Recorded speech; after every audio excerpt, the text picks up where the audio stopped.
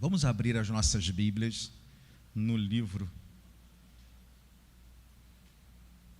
na carta aos Gálatas, capítulo 1.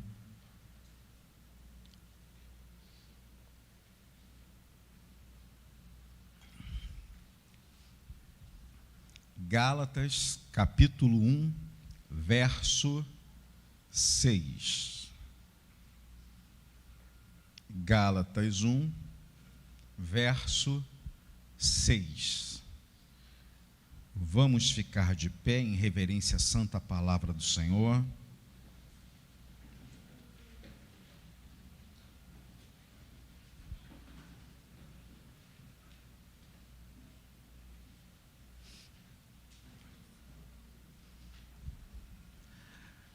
Admiro-me de que vocês estejam abandonando tão rapidamente aquele que os chamou pela graça de Cristo para seguirem outro evangelho.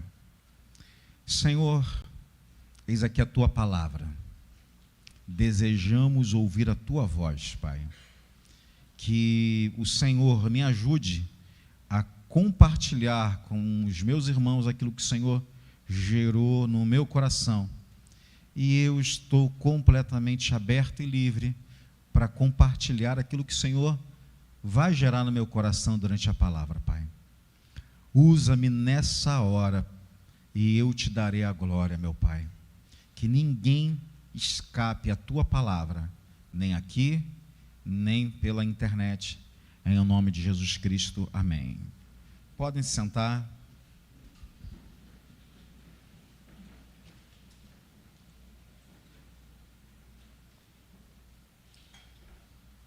Queridos irmãos,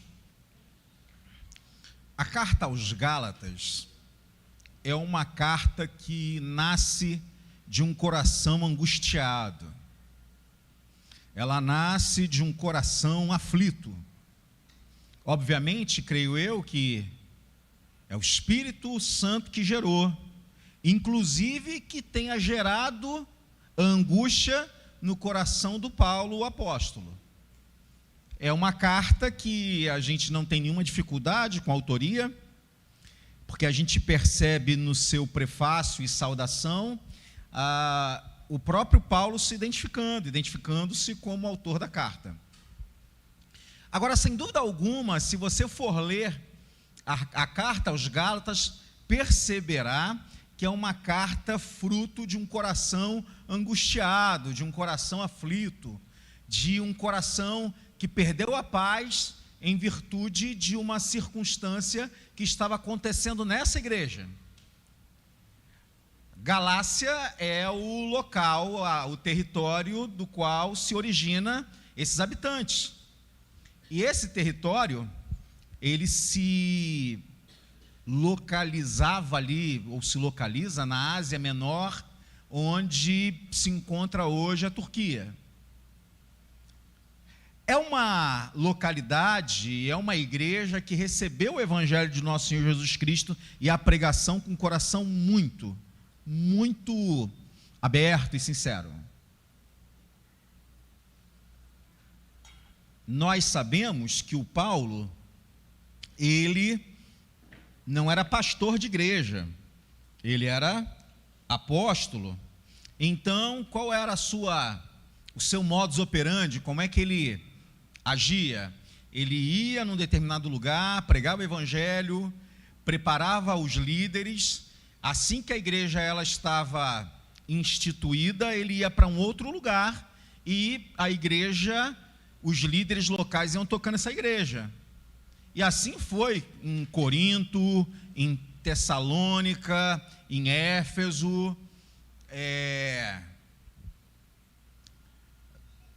Aos romanos a gente não vai perceber isso, porque é uma igreja atípica, ela é formada antes de qualquer outra pessoa ir lá, e alguns teólogos sugerem que essa igreja ela nasce a partir do Pentecostes, em que havia muita gente de vários lugares da terra, e essas pessoas recebem o Espírito Santo, e elas começam a igreja em Roma. Tanto é que a carta aos Romanos é considerada por muitos como a carta mais teológica, porque ela vai tocar em alguns fundamentos em que aquelas pessoas não sabiam.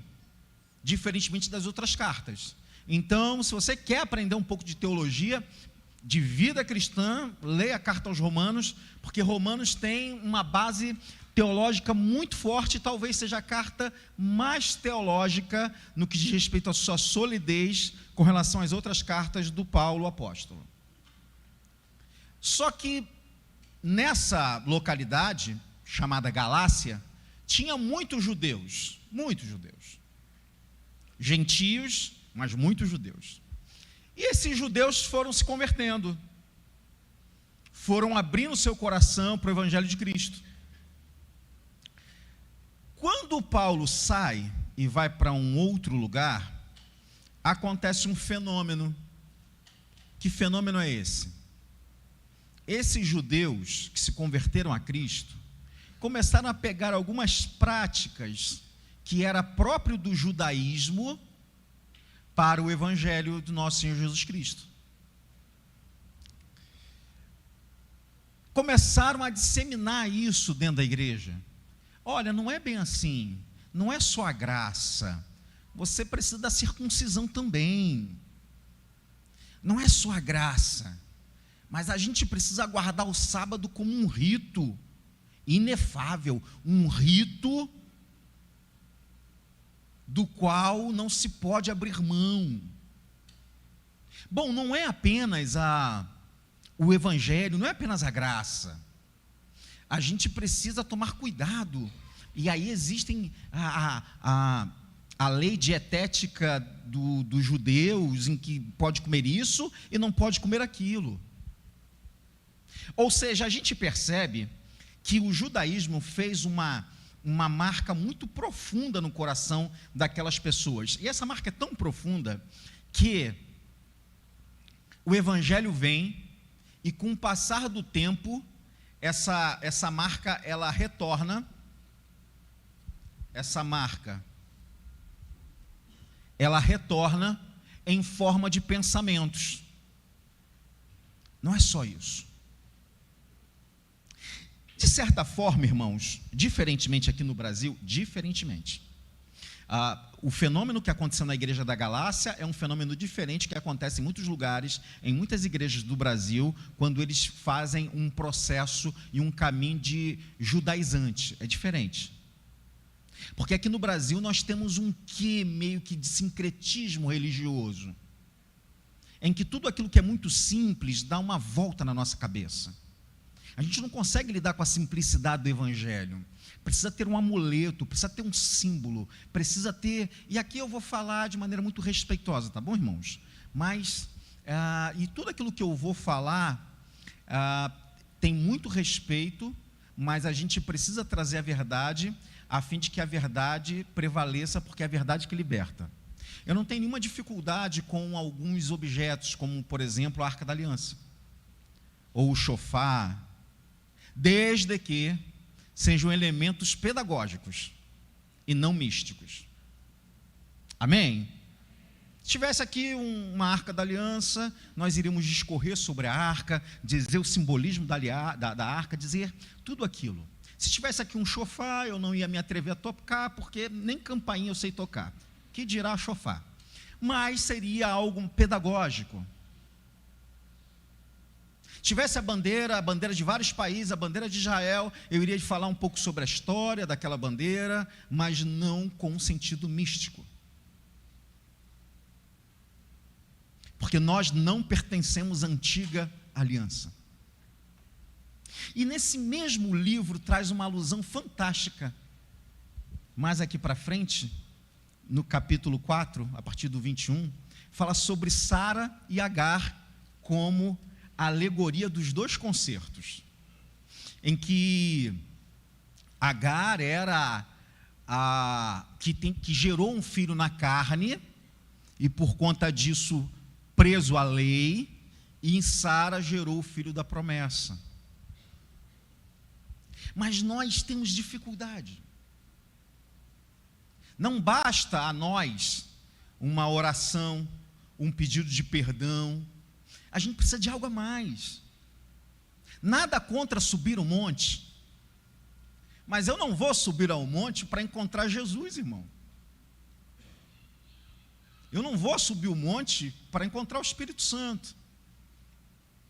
Agora, como questão pedagógica, em que lá é um local que a gente pode orar a plenos pulmões, e ir para um local mais verde, em que a gente percebe a natureza, e de fato, quando a gente percebe a natureza criada, ali o nosso coração recebe uma influência de que, como Deus é grande, isso glorifica a Deus, amém. Em que a gente precisa começar a orar e ensinar nossas crianças que a gente não fecha os olhos para a gente se desligar do mundo à nossa volta para orar.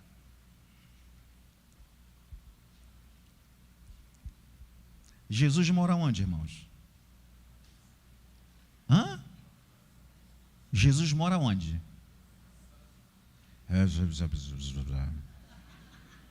Vocês me entenderam? Eu também não entendi vocês. Jesus mora onde? No coração? Dentro da gente? Outro dia uma criança veio me perguntar por que a gente fechou o olho para orar. Eu falei, você não sabe? Aí ela olhou para mim e falou assim, não. Eu falei, olha, as outras pessoas eu não sei. E eu, como Jesus mora no meu coração, eu fecho o olho para olhar para Ele. Quando eu fecho o olho, eu olho para Jesus, porque Ele está morando aqui no meu coração. Jesus não é algo fora de mim. Antigo Testamento, Deus sobre nós.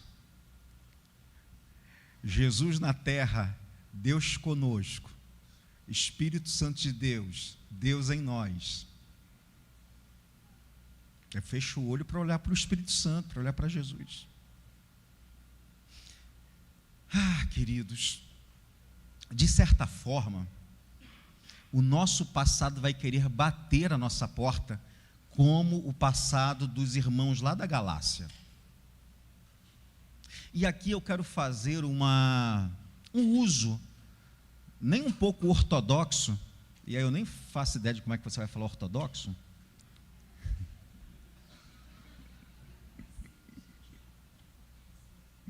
Um uso não muito ortodoxo, um uso não muito usual, e aí o uso usual ficou péssimo, mas um uso não muito comum, melhorei.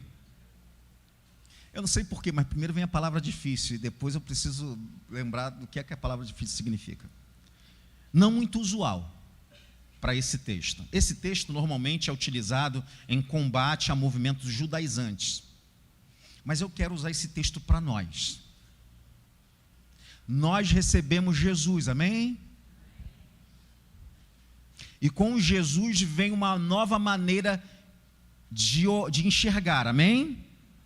Amém ou não amém?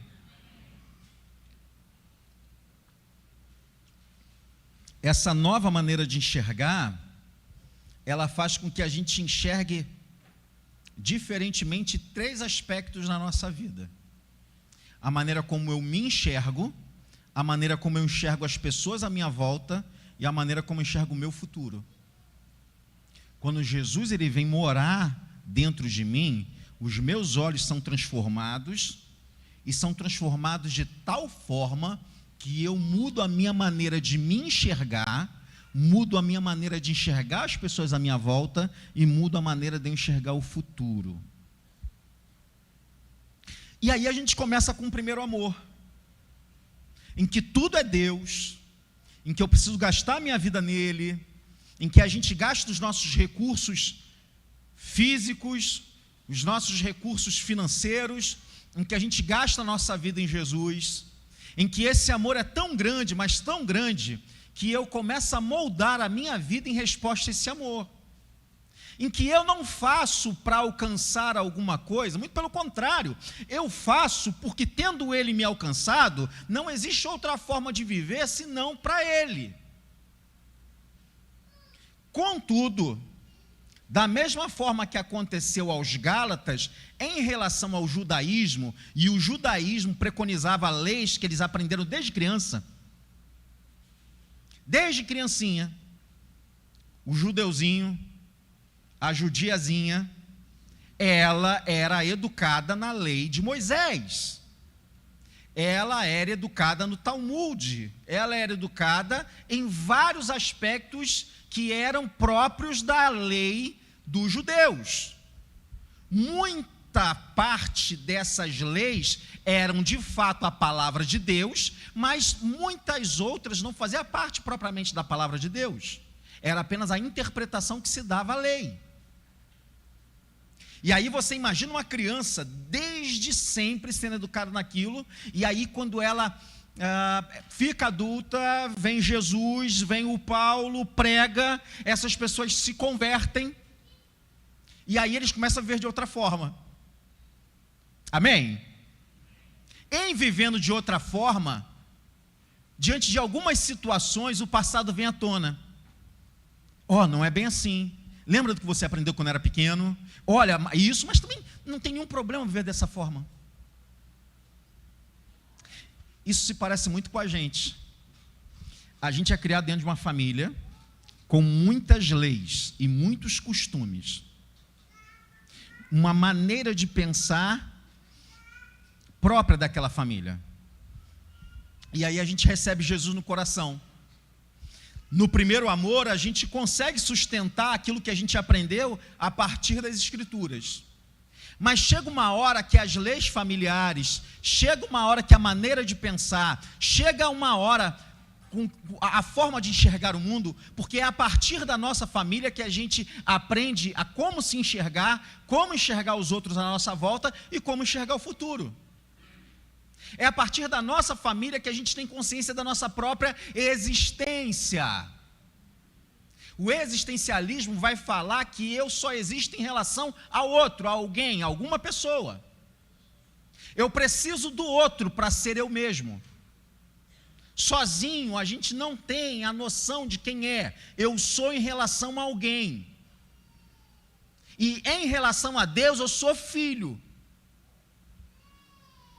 Então é essa família que me ensina como eu me enxergo. É essa família que me ensina como enxergar as pessoas à nossa volta. É através dessa família da qual eu cresci que vai me enxergar, que vai me fazer aprender a enxergar o futuro. E aí a gente percebe um choque, um conflito.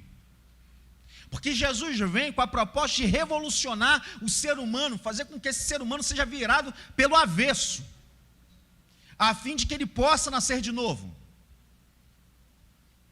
Contudo, com o passar do tempo, a minha visão familiar, as experiências que eu vivi, começam a saltar dentro da minha trajetória cristã. Quantos estão entendendo o que eu estou dizendo aqui nessa manhã? Amém, irmão? Não, de verdade. Se quiser eu volto e explico de novo. E aí eu quero trazer para vocês o seguinte.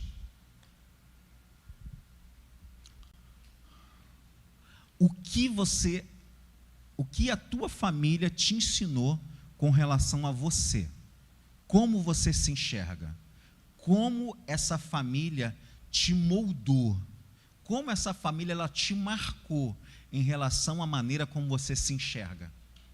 Quem é você em relação à família da qual você viveu? Da família que você nasceu? Quais são as marcas?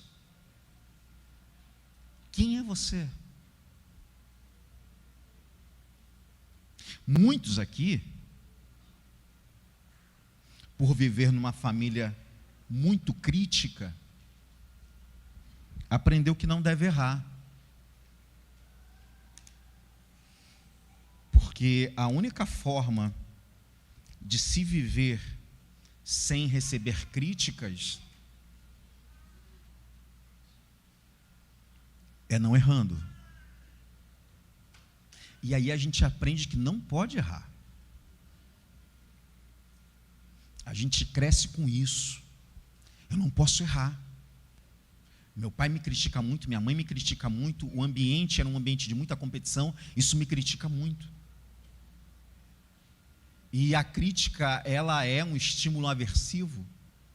A gente não vai enxergar a crítica como algo bom. Eu gosto de crítica construtiva. Você é alienígena.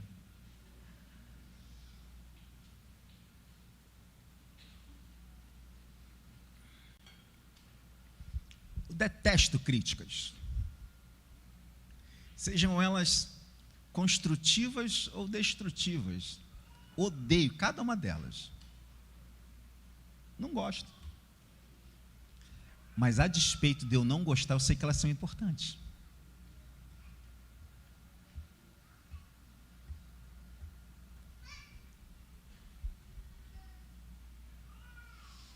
Eu me lembro de um remédio, e nem sei se existe mais. Meu pai ouvia, eu acho que era a Rádio Tupi, a Rádio Globo. Eu era pequeno. Eu nunca me esqueci do comercial. Dizia assim, deixa eu ver se eu consigo fazer a voz. Atalaia Jurubeba, amarga, mas resolve. Se você riu, é porque você está velho.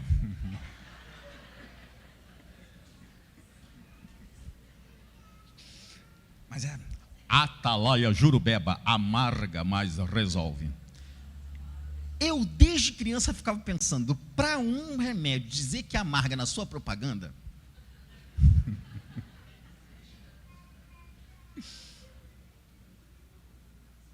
isso me lembrou um caso lá do nosso querido pet, chamado Chicó. Pois é, eu tenho o Chicó e a Rosinha, do Alto da Compadecida. O Chicó, ele estava com uma mania muito feia de roer coisas. E a gente comprou um produto lá em casa. Só que eu faço algumas coisas que eu não aconselho você a fazer. Mas, por exemplo, antes de dar remédio para as minhas filhas, eu experimento um pouquinho. E aí, aquele borrifador para colocar nas coisas que o cachorro costuma roer. Antes de borrifar, o que é que eu fiz? Peguei um pouquinho. Não faça isso. Pinguei um pouquinho no dedo e fiz assim, ó. Irmão, quando eu encostei na ponta da língua, eu nunca experimentei nada tão amargo, nada na minha vida. Eu acho que aquilo é metafísico, porque abateu a minha alma. Mas abateu a minha alma, eu fiquei... Funcionou. Ele parou de roer. Estava tão perigoso que o Chicó estava roendo fio elétrico. Então foi uma bênção, funcionou. Por que eu lembrei do Chicó? Porque eu lembrei da Atalaia Jurubeba, amarga, mas resolve. A crítica construtiva é um remédio amargo. É ruim, mas a gente precisa ter. Só que o excesso de crítica faz um dano terrível na vida de uma criança. Essa criança cresce dizendo eu não posso, se torna adolescente dizendo eu não posso, se torna um jovem dizendo eu não posso, se torna um adulto dizendo eu não posso, aí ele se torna crente. Aí quando ele se torna crente, alguém diz para ele que esse é um ambiente seguro para ele poder errar. O Evangelho de Cristo diz que a igreja do Senhor, é um ambiente seguro para poder errar. Eu consigo entender, pastor, com a minha cognição, que a igreja é um lugar seguro e que se eu errar, eu posso me expor que ninguém joga fora. Amém. Mas quando essa pessoa erra, ela olha para o sangue de Jesus dizendo, aqui é misericórdia, ela não consegue ir até o sangue de Jesus, porque ela aprendeu que ela não pode errar. E aí ela volta para as leis do passado, para as leis anteriores, para os costumes anteriores, assim como os Gálatas fizeram, voltando às coisas anteriores. Muitos de nós estamos aqui na igreja e nos beneficiamos daquilo que é bom, mas isso está misturado com um monte de coisa do nosso passado, das vozes familiares, que faz com que a gente não consiga ser pleno em Deus. E uma pessoa que tem medo de errar, ela vai se esconder, criando para si um monte de personagem, criando um monte de gente artificial, se escondendo seu pecado, escondendo seus erros, porque não considera que esse lugar de fato é um lugar seguro, porque aprendeu desde sempre que quando ela fala a verdade, ou alguém descobre as suas falhas, seus erros, alguém vem e pune ela. E no seu aprendizado mental, essa pessoa, ela está diante do erro, mas ela não consegue enxergar o sangue de misericórdia de Jesus de Nazaré. E ela se sustenta na falácia do inferno, que ela não pode se expor. E isso é o oposto daquilo que Jesus falou na epístola de João. Se andarmos na luz, como Ele na luz está, temos comunhão uns com os outros, e o sangue de Jesus nos purifica de todo o pecado. Mas é necessário andar na luz. E andar na luz significa mostrar quem eu sou. Mostrar na luz significa mostrar que eu não sou bonzinho. Mostrar na luz significa tenho qualidades, mas tenho imperfeições. E a gente vai criando os nossos personagens. Isso é muito forte. Eu vou falar um pouco da minha vivência aqui na igreja. A gente vê alguns irmãos que acabam cometendo alguns erros, equívocos. Amém, irmão? Aqui é o lugar de conserto. Mas que não tem força para falar, pastor Hudson, me ajuda porque eu errei. Muitos deles Deus acaba expondo. E a gente fala assim, mas por que você... Porque, geralmente, a primeira coisa que eu falo não é por que você fez isso. Geralmente, a primeira coisa que eu pergunto é, por que você não veio falar comigo? Por que você não veio falar que você estava com essa dificuldade? Porque quem geralmente costuma confessar fraqueza não confessa pecado, irmão.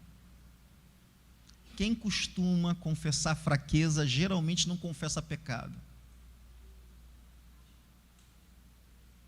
Eu estava numa posição no meu trabalho secular em que tinha um dinheiro de corrupção. Eu nunca tinha feito contabilidade com esse dinheiro, nunca tinha perguntado quanto era. Dessa vez eu perguntei, mas quanto é? Quando eu fiz a pergunta, quanto é? O Espírito na hora. Eu, em algum momento, levei em consideração aceitar. Porque quando a gente não leva em consideração aceitar, a gente nem quer saber quanto é. Sabe o que eu fiz? Lá na minha célula, pessoal, eu perguntei quanto é. Sabe por que eu fiz isso? Porque agora a minha célula toda estava sabendo. E se eu aparecesse com dinheiro diferente, com alguma coisa diferente na minha vida, iam saber. Tipo assim, agora eles já sabem, eu nem posso fazer mais. Quem confessa fraqueza, geralmente não confessa pecado. E isso tem de bater na tua cabeça. Quem confessa fraqueza, geralmente não confessa pecado. É melhor confessar fraqueza do que confessar pecado. Quem geralmente confessa fraqueza, não confessará pecado. Mas tendo você confessado a fraqueza, tendo você pecado, confesse o pecado, porque é melhor confessar o pecado do que ser exposto pelo pecado. Amém? Uma outra forma da gente se enxergar e que a família pode ter colocado essa impressão em nós é da nossa falta de valor como a gente se enxerga no mundo. E aí a gente está desesperado em busca de mostrar o nosso valor. Porque no fundo, a gente não acredita que a gente tem valor. Jesus ter morrido na cruz por alguém como eu não faz muito sentido. E eu vou te contar um segredo. Não faz mesmo. Porque isso não tem a ver com ele, conosco, isso tem a ver com Ele. Ele nos ama não é porque a gente fez algo de bom, Ele nos ama porque Ele é bom, é por Ele, não é por nós. E aí o amor parte de uma decisão, de um coração maduro e saudável. Eu me lembro, na minha filha primogênita, tem duas histórias, a minha filha primogênita e a minha filha segungênita. Mas minha filha primogênita, eu me lembro dela bebê, e na madrugada, minha esposa ficava com ela o tempo inteiro. Na madrugada, a gente dividia a madruga. Chegou a minha hora. Sabe quando você acorda assim, meio tonto? Em que você vai se guiando pela escuridão, aí ela chorando. Eu a pego no colo, bebezinho. Coloco a mamadeira, cansado, 4 da manhã, tendo de acordar 5h30, desesperado, dizendo assim: dorme criança, dorme criança, dorme criança, dorme criança, dorme criança, dorme criança. Ela terminou de tomar uma mamadeira, aí eu tiro a mamadeira. Para minha surpresa, os olhinhos dela de japinha, de japonesa assim, abertos, olhando para mim. E no meio da escuridão, ela olha para mim e dá um sorriso. Eu fiquei pensando o seguinte: o investimento que a gente faz no filho, fralda, plano de saúde, alimentação. Eu vou falar uma coisa aqui que pode soar muito deselegante, tá bom? Mas eu falo isso com muito amor. É só prejuízo, é só gasto. Mas tudo aquilo perdeu a força quando ela deu um sorriso para mim. Mas pastor, você está querendo dizer o quê? Eu estou querendo dizer que eu amo aquele serzinho diante de mim, ainda que ele não me desse nenhum benefício. Ela não precisava fazer nada para eu amar com todo o meu coração. Bastava ela estar ali, olhando para mim, e eu dizendo: uau. Aí o Espírito Santo vem dizendo: se você é mau, você consegue amar assim a sua filha? Oh, meu filho, você não entendeu. Você não entendeu. Você não entendeu como eu te amo. Se você é mau e consegue ser assim, você ainda não entendeu como eu te amo.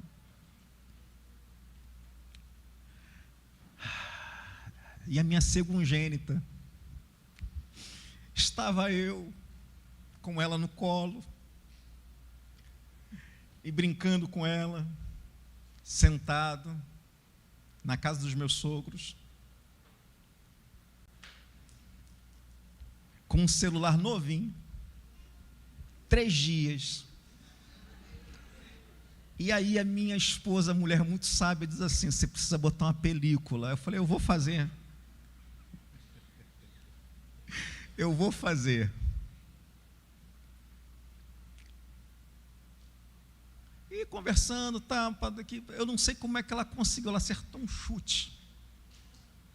Assim, ó. Pum! E o celular saiu da minha mão. Aí ele foi fazendo assim, ó.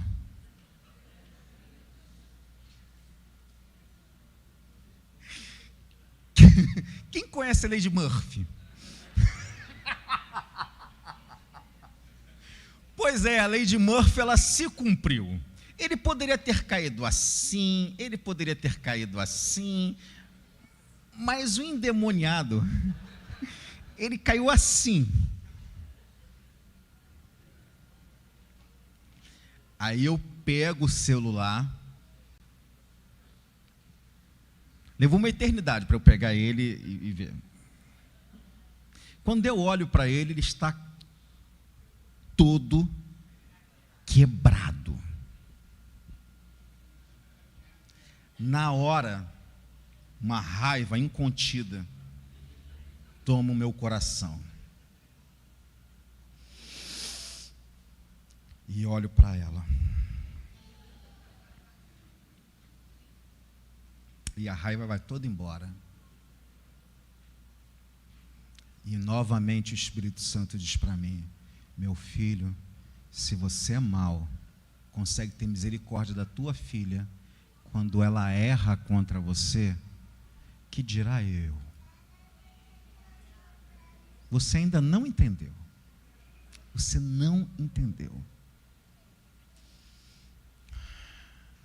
A maneira como a gente se enxerga e que a família... Oh, meu Deus.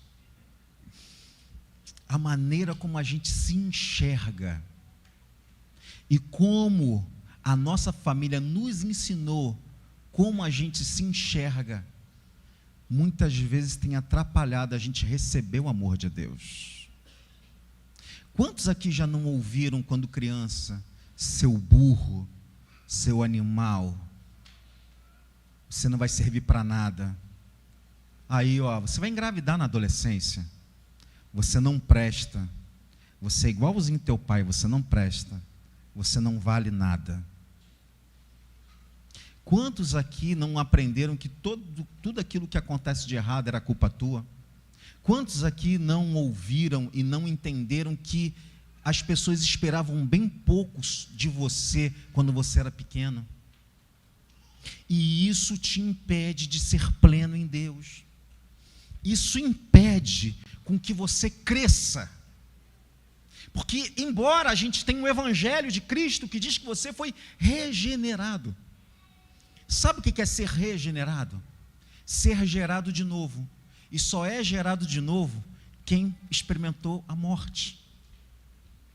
Embora a Bíblia diga que você é uma nova criatura, os ensinos, aquilo que a gente aprendeu com a nossa família, com o ambiente à nossa volta, faz com que a gente acredite, creia, mas a gente não consegue fazer essa conexão com a nossa vida real. Deus é bom, irmão, mas é para o outro. Deus ama sim, mas é o outro. Deus é misericordioso sim, mas é o outro. E não a gente.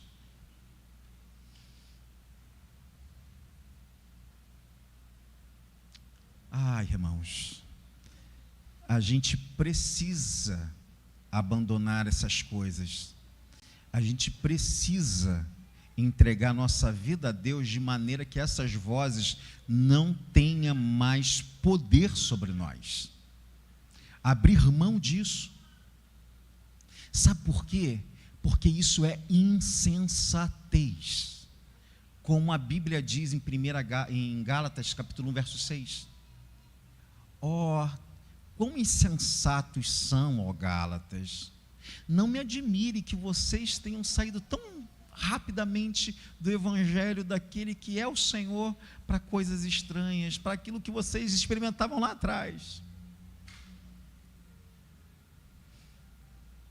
A maneira como a gente se enxerga determina até onde a gente é capaz de ir. Muito provavelmente, você ainda não cresceu de maneira plena na tua vida, porque muitas dessas vozes têm tido mais autoridade do que o evangelho de nosso Senhor Jesus Cristo.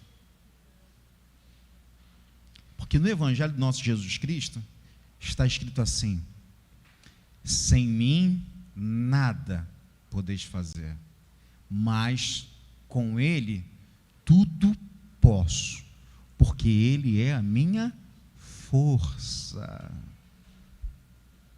Tudo posso naquele que é a minha força. Isso é para você.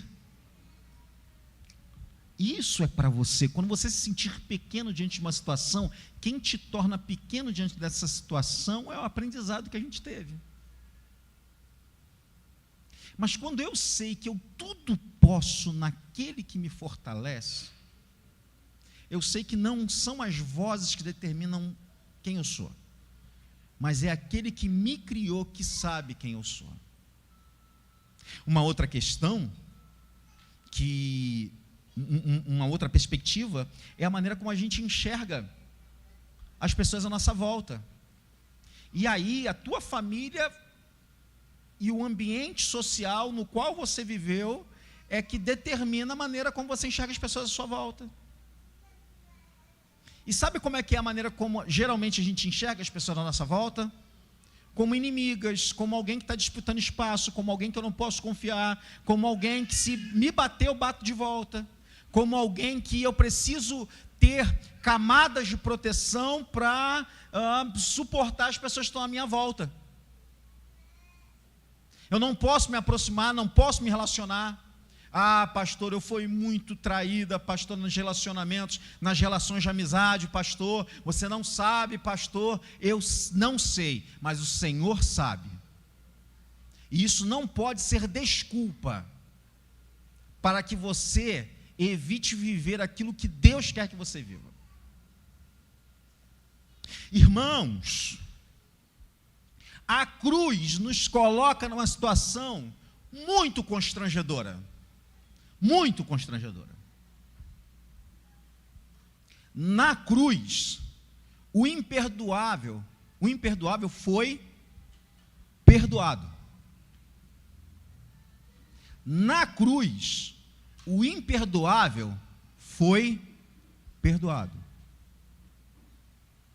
A gente é ou não é o povo da cruz? Sim ou não?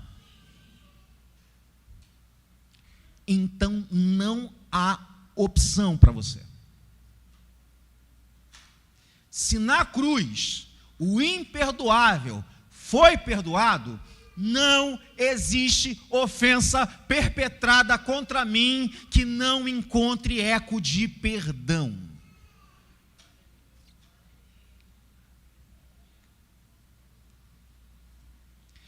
Perdão não é um sentimento.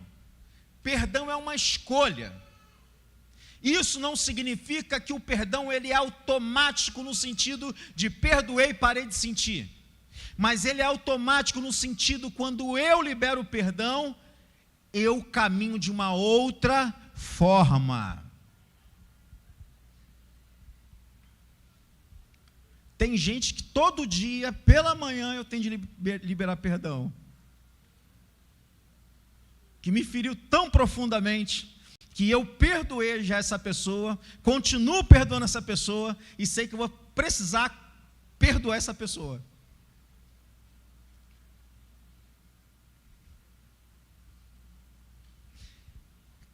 Café. Eu não estou pedindo café, mas se tiver, bom. Café, copo de café, que você coa lá. Quem lê, entenda o que eu acabei de falar, tá, irmãos? Copo de café. Quando a gente joga água, chega até em cima, amém? E começa a transbordar. A água, ela está limpa instantaneamente do copo? O que acontece? Quanto mais entra água no copo, menos café tem lá dentro, menos preto fica lá dentro. Quanto mais água vai, menos preto fica. Significa que depois de algum tempo, a gente vai olhar para o copo, não haverá nada naquele copo além de água, não sobrará nem um pinguinho de café.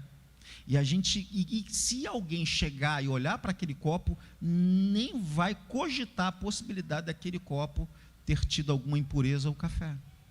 Assim também é o perdão.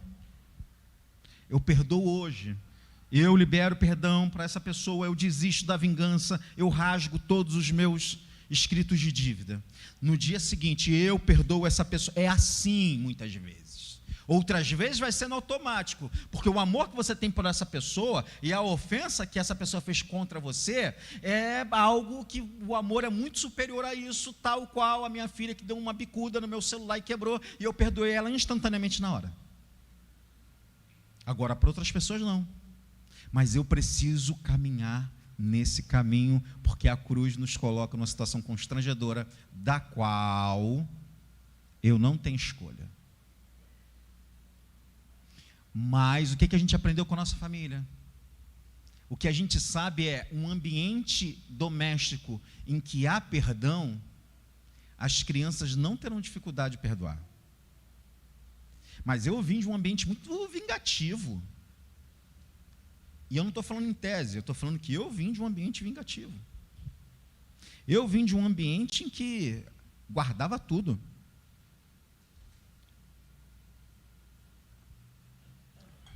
Eu vim de um ambiente que guardava até entulho, que dirá ofensa. Mas eu tenho deixado essa água entrar no copo. E vai, e vai. A maneira como você enxerga o teu futuro é uma outra perspectiva. De que forma a tua família te ensinou a enxergar o futuro? O ambiente à tua volta te ensinou a enxergar o futuro. Que o futuro é algo perigoso, que é escassez, que é o papai que vai, bebe e não chega com nada em casa, usa o dinheiro que era para comprar a comida e torra em cachaça ou drogas, e que ou torra com mulheres, chega em casa, você passando necessidade, e aí o amanhã não é a expressão da esperança, mas o amanhã se torna a expressão de uma agonia que não tem fim nunca. E aí o futuro é sempre temeroso. E aí eu sei que Deus me garante, mas eu não consigo, pastor, descansar na soberania de Deus. Pastor, eu até quero, pastor, mas eu não consigo.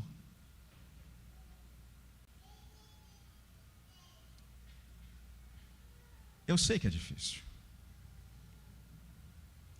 Mas sabe o que o Senhor Supremo, o Altíssimo, o Excelso, diz na sua palavra? Inútil vos será bem cedo levantar, trabalhar penosamente. Aos seus amados ele dá enquanto descansa. E não é descansar dormir, é descansar ativamente, sabendo: Senhor, a minha vida está nas suas mãos. Porque quando a nossa vida está nas mãos dele, é a nossa vida integral. O pouco de bom que eu tenho na minha vida, mas um monte de tranqueira e de problema aqui também. Quando a minha vida pertence a ele, os meus problemas pertencem a ele também.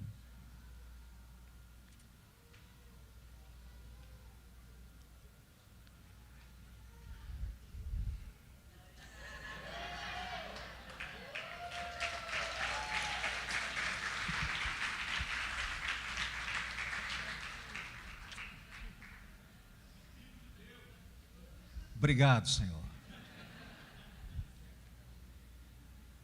Está quente. Está quente. Irmãos,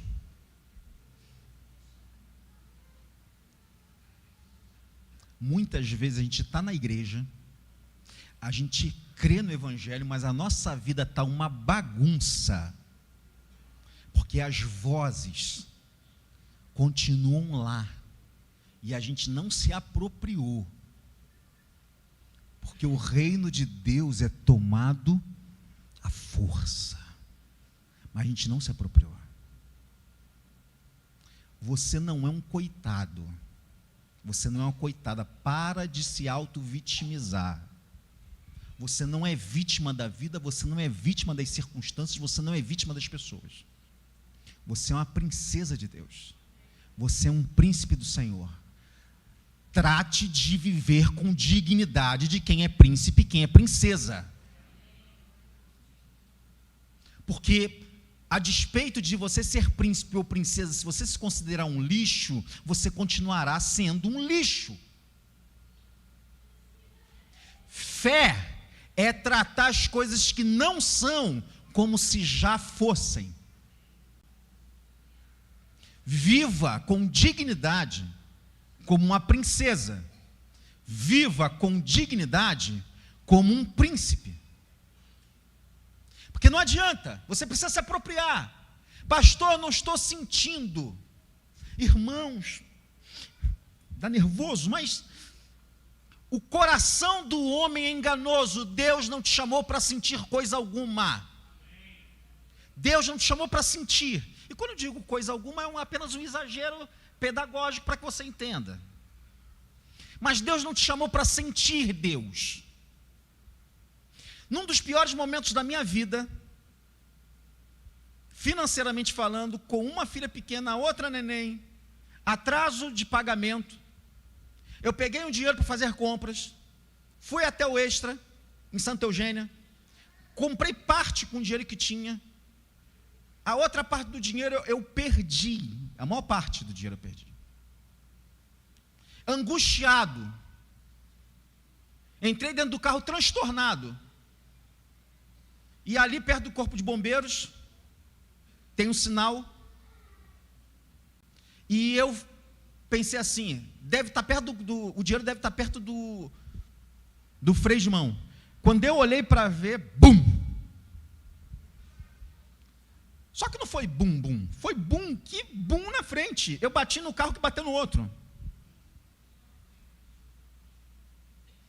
Eu saí do carro, com dinheiro perdido, com muita dívida, e tendo de pagar o meu prejuízo, o prejuízo do carro e o prejuízo do outro carro, eu só disse o seguinte para as duas pessoas: calma, eu sou uma pessoa honesta e eu vou pagar, mas tenha paciência. Você acha que eu estava sentindo o amor de Deus ali? Você acha que eu estava sentindo o amor de Deus ali? Não. Mas eu não fui chamado para seguir porque eu sinto. Embora eu não sentisse o amor de Deus ali, eu sabia que Ele me amava.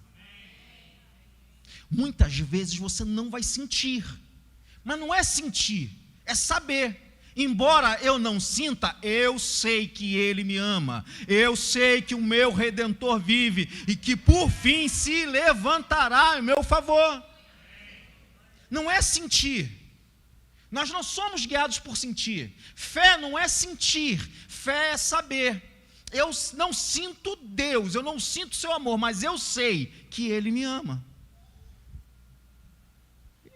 E pagou. Porque eu sabia que Deus daria um jeito. Então vamos parar de querer sentir. Se levanta desse lugar onde você está e comece a viver como príncipe e princesa. Comece a olhar essas vozes que vêm, desses ensinamentos que vêm, e despreze todos eles e os repreenda em o nome de Jesus. E que o sangue do Cordeiro lave seus olhos, para que você passe a se enxergar como Ele te enxerga, para que você olhe as pessoas à sua volta como Ele olha, para que você olhe o seu futuro como Ele olha, porque Ele nos preparou um futuro cheio de esperança e paz.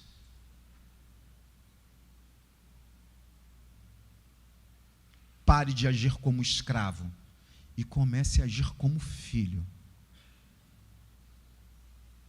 E aí sim, a mão de Deus vai começar a fazer uma revolução na sua vida. E você terá um testemunho lindo para dizer. Mas antes de mais nada, voltando ao tópico segundo. Mas pastor, as pessoas me feriram, pastor. Bem-vindo ao clube. Como diria lá o Freud, ou você ama e sofre, ou não ama e adoece. Você escolhe entre o sofrimento ou a doença. O meu mestre amou e sofreu. E se for necessário, eu vou sofrer também.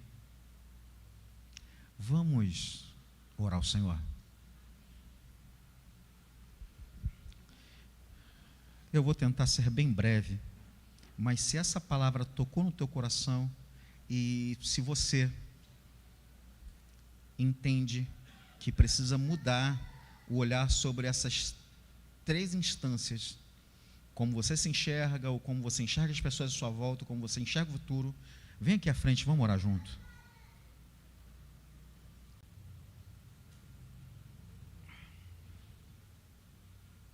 Eu não vou insistir muito mais que isso, mas se você quiser, vamos orar.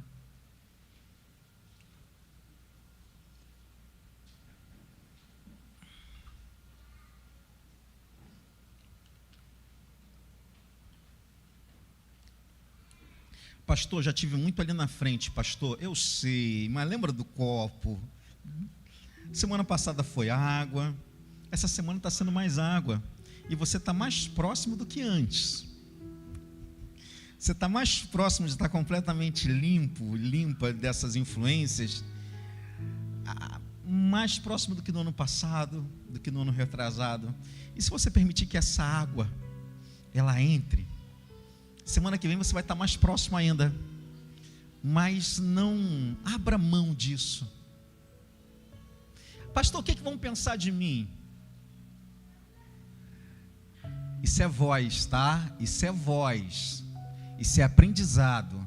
Deus não trabalha com reputação, Deus trabalha com testemunho. Até o que vão pensar de mim é algo que te aprisiona.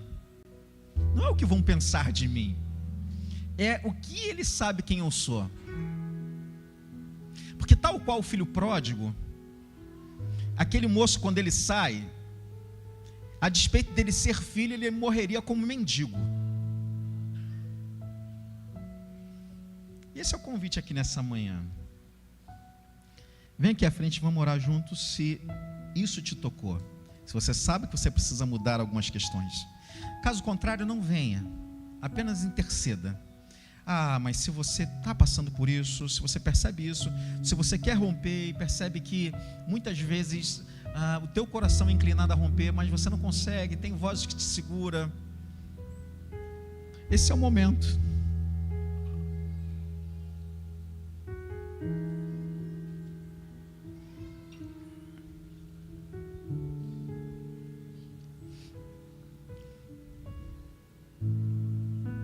Você está livre para vir aqui à frente. Você está livre.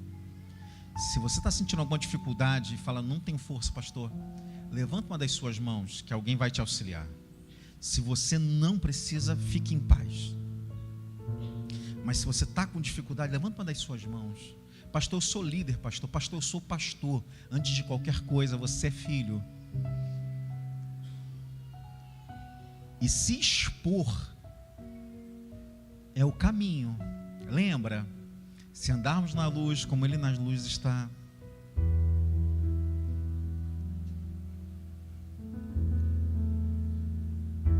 Senhor, eis aqui o teu povo, Pai. Eis aqui a tua igreja. Quantas vozes, Pai, que colecionamos, vozes de dores, leis equivocadas. A gente até consegue entender o Senhor, entender o teu amor no pensamento, na cognição, mas quando a coisa fica difícil mesmo, Pai, parece que a gente está sozinho e a gente não consegue sentir, e essa voz diminui a gente, essa voz diz que para a gente não funciona, que funciona para todo mundo, menos com a gente, Pai. Essa voz seja calada hoje, na autoridade, no poder que há no nome de Jesus. Pelo poder que há no nome de Jesus, cala-te, em o nome de Jesus.